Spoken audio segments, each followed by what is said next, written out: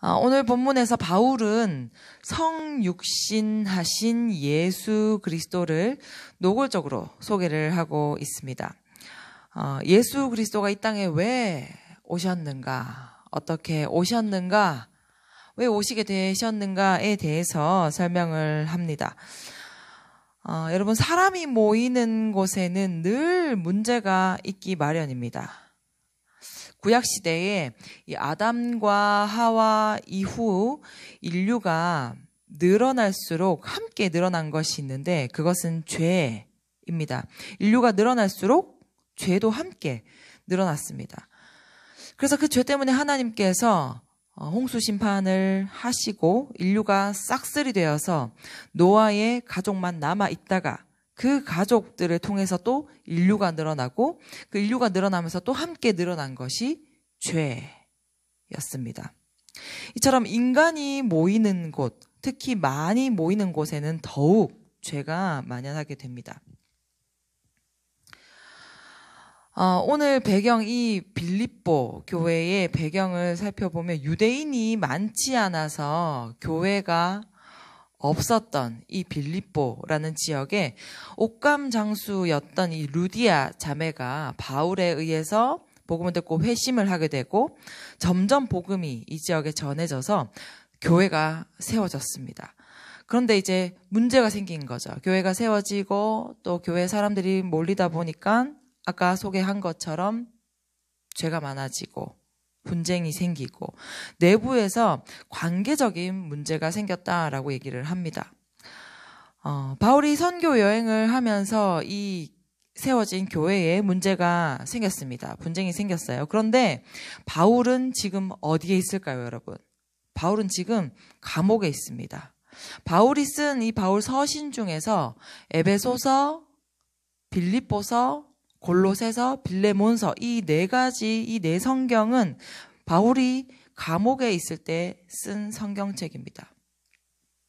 바울이 교회에 문제가 생겼다라는 소식을 접했어요. 문제가 생겼다는 이 소식을 전해 들었는데 방문할 방법이 없습니다. 그래서 이 빌립보 교회에 편지를 씁니다. 그것이 이 오늘의 본문입니다. 특히 오늘의 본문에는 바울 없이 이 교회를 이루고 있는 이 공동체에게 예수 그리스도의 성육신, 그러니까 인간의 몸을 입고 육신을 입고 이 땅에 오신 예수 그리스도에 대해서 소개를 하면서 빌립보 교회를 권면하고 있습니다.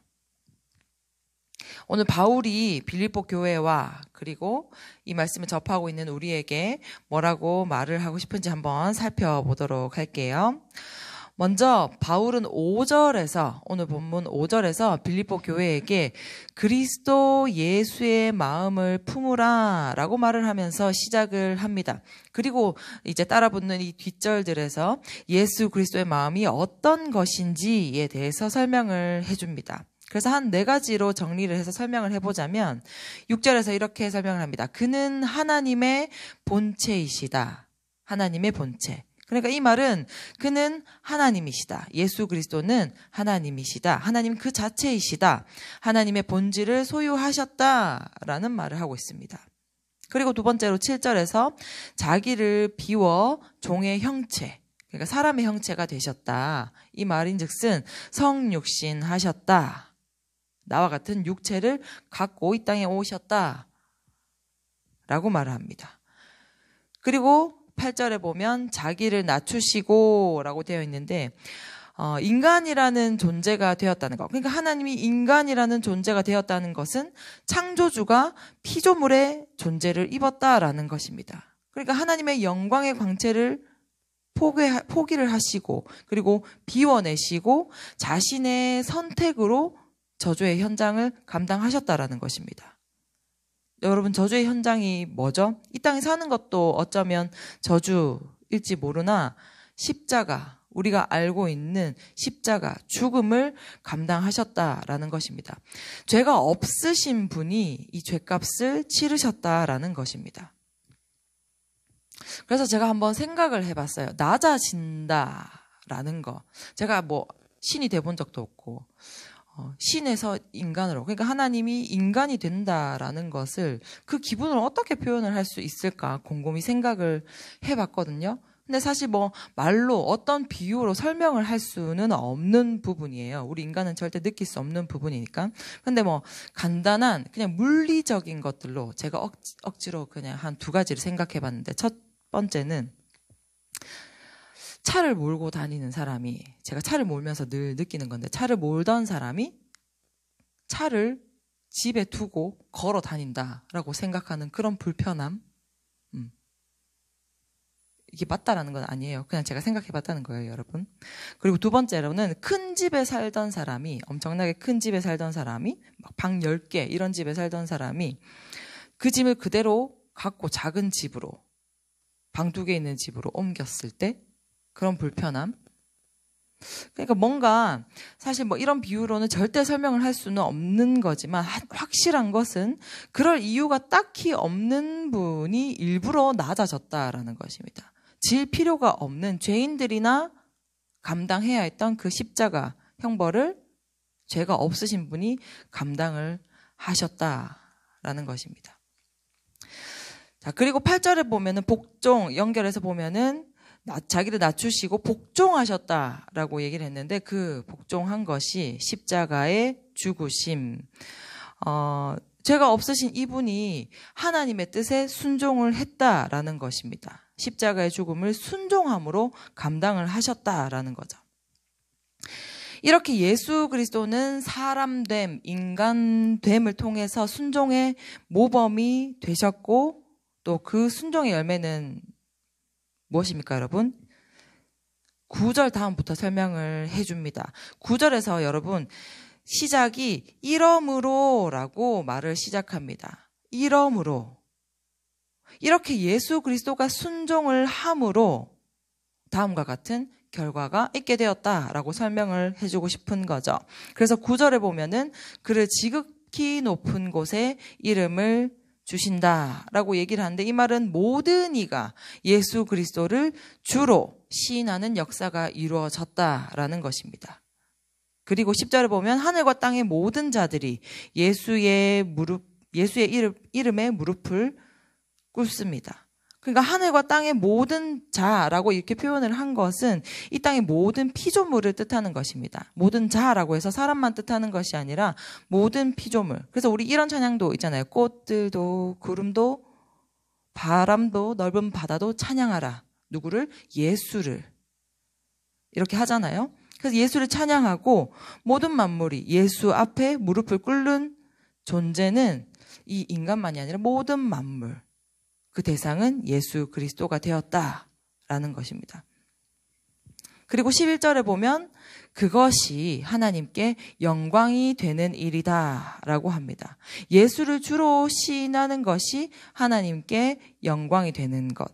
그리고 예수 그리스도가 십자가에 달려 순종하신 그 사건이 하나님께 영광이 되는 것이다 라는 것입니다. 그래서 방금 5절에서 한 11절까지의 내용을 정리를 해보면 이것은 복음입니다. 복음의 비밀. 바울은 뭐 이러저러한 말들로 이 빌립보 성도들을 뭐 이러저러한 말들로 권면하고 위로를 하려는 것이 아니라 그저 예수 그리스도의 복음을 다시 한번 이 성도들에게 확인시켜 줍니다. 이 땅에 성육신 하신 예수 그리스도를 높이는 것이 하나님을 영화롭게 하는 것이다. 그러니까 너희가 다시 이 예수 그리스도의 겸손한 이 십자가 사건을 기억하면서 겸손함으로 순종함으로 다시 예수 그리스도 앞에 하나님 앞에 나가라고 권면을 하는 것입니다.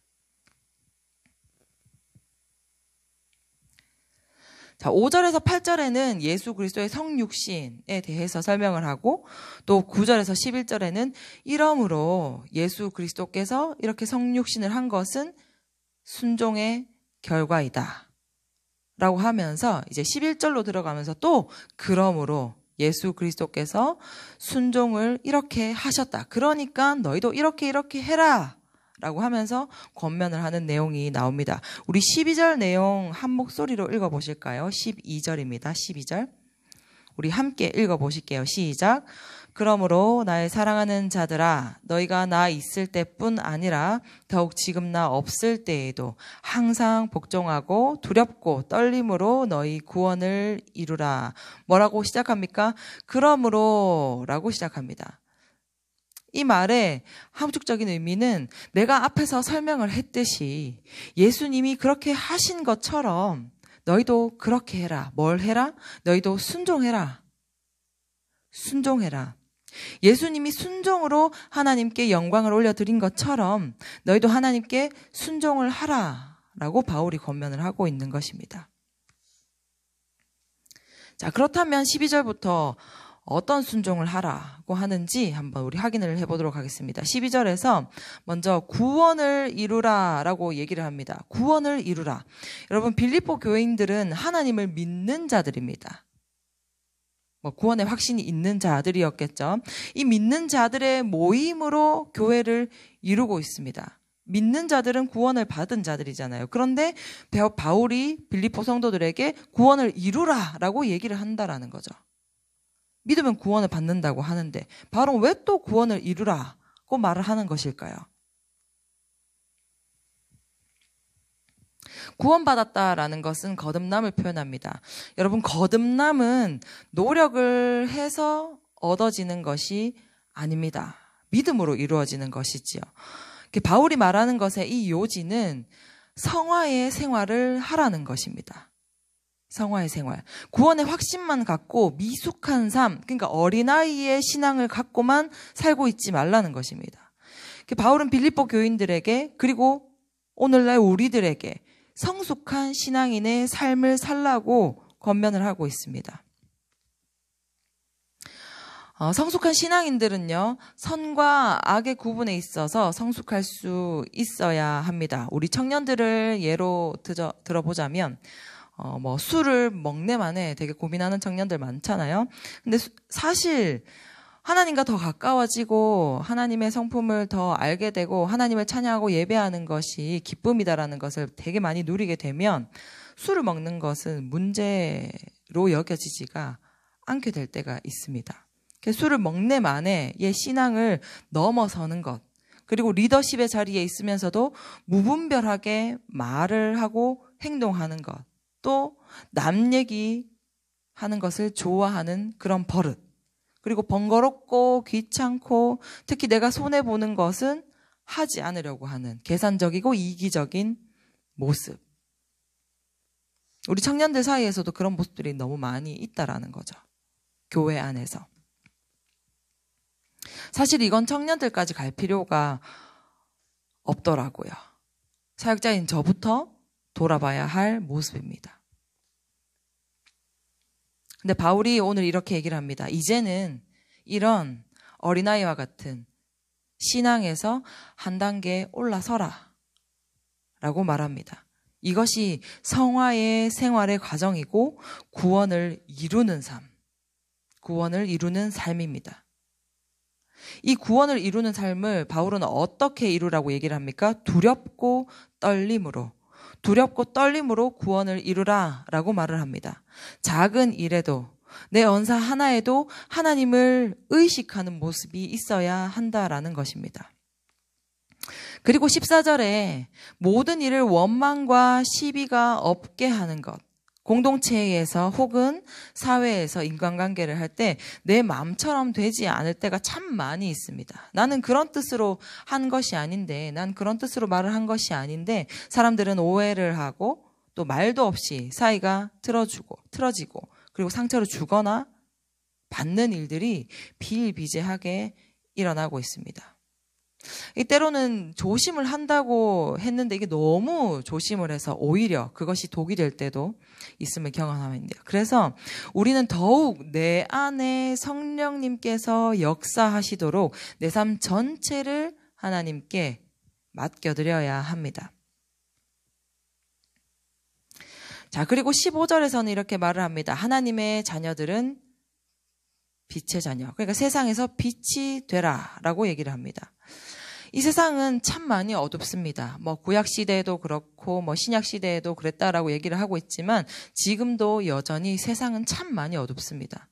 하지만 그 속에 빛이 들어가면 아무리 작은 빛이어도 빛은 발하게 됩니다.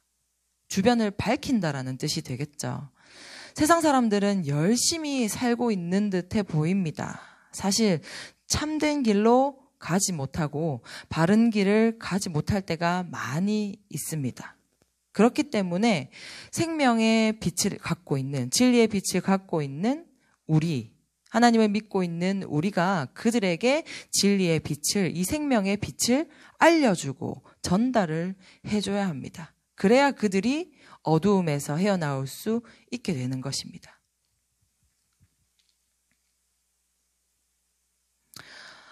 구약의 창세기에 나오는 우리가 잘 알고 있는 요셉은 힘이 없는 아이였습니다.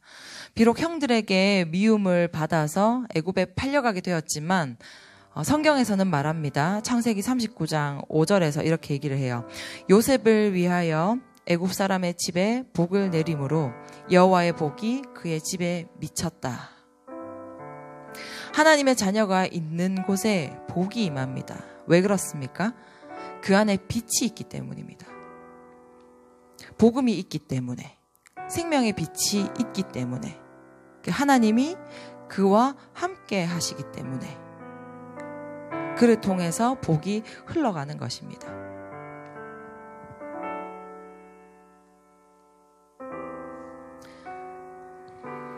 오늘 본문에서 너희가 그렇게 살면, 너희가 순종하는 삶, 그리고 구원을 이루는 삶을 살면 바울의 심정이 어떨 것이라고 바울이 고백을 합니까? 16절에서 이렇게 얘기를 합니다. 내가 수고하며 달려온 것이 헛되지 않을 거야. 내가 복음을 위해서, 교회를 위해서 엄청 수고하면서 달려온 이 삶이 헛되지 않을 거야. 그리고 천국 가서 하나님 앞에 떳떳하게 자랑할 수 있을 거야 라고 고백을 합니다. 그리고 17절에서는 내가 이 일을 위해서는 재물이 되어도 좋다. 그러니까 내가 죽어도 좋다라는 것입니다. 그리고 오늘 본문의 마지막 절 18절에서는 이렇게 말합니다. 이것이 너희도 기쁘고 나도 기쁜 일이다 라고 얘기를 합니다. 당시 빌립보 교회에는 성도들 간의 분쟁이 있었습니다. 서로 경쟁하고, 그러니까 교회 안에서 서로 경쟁을 하고 비교하면서 서로 관계적인 그런 갈등이 있었습니다. 지금 우리 안에 일어나고 있는 일들과 별반 다르지가 않은 것 같습니다. 예수님은 자신의 생명을 바쳐서 성육신을 하시면서까지 사랑을 실천하시고 또 하나님께 순종을 하셨습니다. 예수님의 인간 되심은 인간을 살리기 위한 가장 완벽하면서도 유일한 방법이었습니다. 그래서 예수님의 인간 되심은 사람을 살리는 길이었습니다. 여러분, 우리도 인간이 되어야 합니다. 우리 이미 인간인데요. 근데 인간인데 예수님을 닮은, 예수님을 따라가는 인간이 되어야 합니다. 예수님이 그렇게 하신 것처럼, 예수님께서 우리에게 본을 보여주신 것처럼 하나님께 순종하는 성숙한 신앙인이 되어야 합니다. 여러분, 순종은요, 순종에는 겸손이 따라갑니다. 겸손하지 않고서는 사실 순종을 할 수가 없어요. 그래서 우리가 순종을 하기 위해서는 겸손의 자세도 갖추어야 할 것입니다. 하나님의 형상대로 지음을 받은 우리는 그 형상을 회복해야 합니다. 예수 그리스도를 닮는 삶, 그 형상을 회복하는 삶, 하나님의 말씀에 순종하는 삶을 살아야 할 것입니다. 인간의 작은 몸짓과 말에 우리 인간들은, 특히 우리 청년들은 참 많이 예민한 것 같습니다. 그 사람의 말 하나에 내 멘탈을 통째로 올인을 해서 내가 중리산이 하면서 교회를 나오니만이 어떻게 리더가, 어떻게 사역자가, 어떻게 교회 다니는 사람이 저런 말을, 저런 행동을 하냐는 둥, 실망을 했다는 둥, 시험에 들었다는 둥. 교회 안에 예수님은 온데간데 없고 사람만 보이는, 사람의 말만 들리는 그런 신앙에서 이제는 우리가 이제 벗어나야 할 것입니다. 오늘 잔소리가 조금 심한 것 같죠, 여러분? 근데 적어도 여기 새벽을 깨우시는 여러분, 그러니까 말씀을 사모하시는 여러분들은 성숙한 신앙인이다라고 제가 생각을 합니다. 아까 제가 방금 말씀드린 중리산이 하시는 분들은 사실 이 설교를 듣지도 않을지도 모르겠죠. 듣지 않을지도 모르겠죠. 늘 잘하는 사람들만 이렇게 잔소리를 듣고 반성을 하게 되더라고요. 그래도 말씀에 반응을 하시는 분들은 승리를 하십니다. 말씀에 이렇게 승리를 하시는 분이 참된 기쁨을 누리게 될 것입니다, 여러분. 자, 우리 함께 기도하실까요? 먼저 기도하실 때 하나님, 오늘 말씀을 통해서 내가 먼저 성숙한 신앙인이 되기를 원합니다. 알게 모르게 하나님보다 사람을 더 신경 쓰고 또 사람 말에 더 신경을 쓰고 또 상처를 주거나 받는 일이 있음을 고백합니다. 우리의 연약함을 주여 용서하여 주시옵소서. 우리가 더욱 말씀으로 무장을 하여서 예수 그리스도의 순종을 본받아 성숙한 신앙인이 다 되게 하여 주시옵소서라고 우리 간절한 마음으로 함께 기도합시다. 함께 기도하실게요. 주님 감사합니다.